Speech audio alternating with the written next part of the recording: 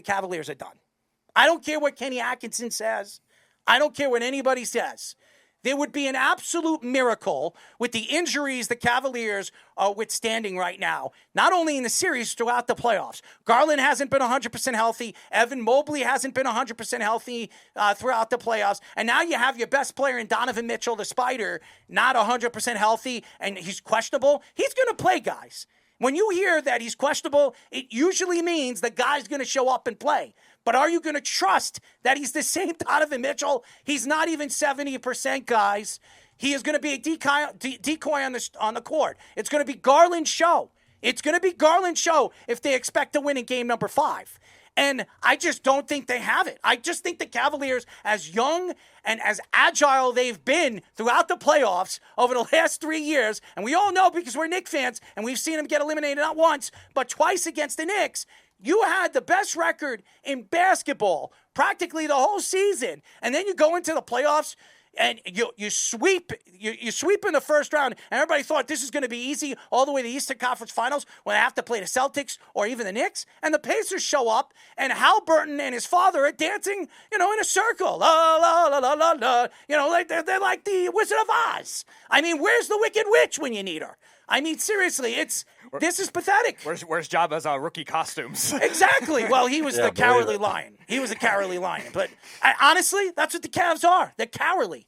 They're cowards. They're not showing up in these games. They're not putting up, the points that they need to. And no matter what they do, or in the positions where they have in the third quarter a chance to come back and take a lead, they fall behind again because you have guys like Tyrese Halliburton and some of these bench players. By the way, the Pacers have a very unique bunch coming off the bench. This is one of the more underrated benches in the NBA. They've been fantastic. I remember them last year against the Knicks and why they went to the Eastern Conference Finals against the Celtics. And I'm watching it even this year. This team is a lot better than I ever thought they were, and very well coached, because Rick Carlisle has been a successful coach in the NBA. He's won an NBA championship, and he understands how to teach young talent. And that's what the Pacers are. They're young. Tyrese Halliburton, what is he, 23, 24? He's a youngster.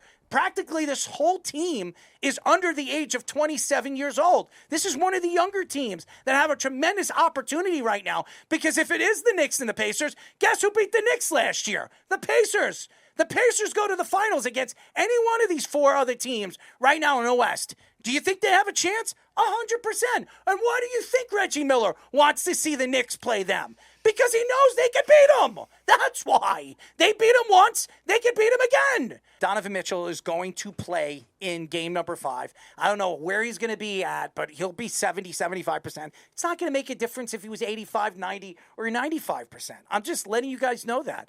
I just think the Pacers have completely ended their thought that they have a chance in this series. And Kenny Atkinson, I got to give him a lot of credit, because after the games, he's out there very ecstatic, and he believes that his team's going to be able to come back in this series and win like any other coach. But I just don't think with the Pacers and Rick Carlisle is such a good coach. He's a great defensive mind. Rick Carlisle coaching Kenny right now.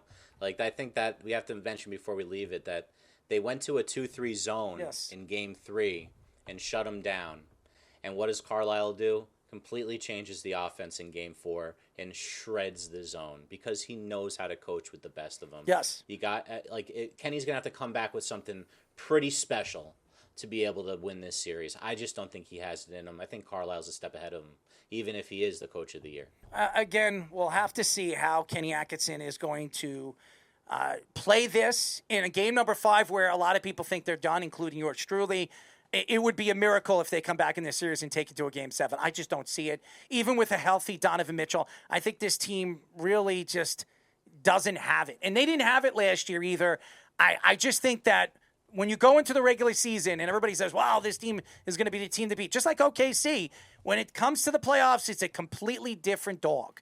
And I just don't think they're the type of dog that is going to beat the Celtics or beat the Knicks. The Pacers are a team that have nothing to lose. What do they have anything to lose with? They got one of the best young point guards in the league that his father is dancing on the sidelines and threatening people after games. And then they have a bunch of players that are good but not great. They don't have to be great. All you need is to believe in your star player and your team and your coach and call the right plays and call the right defensive plays, and you can win a game.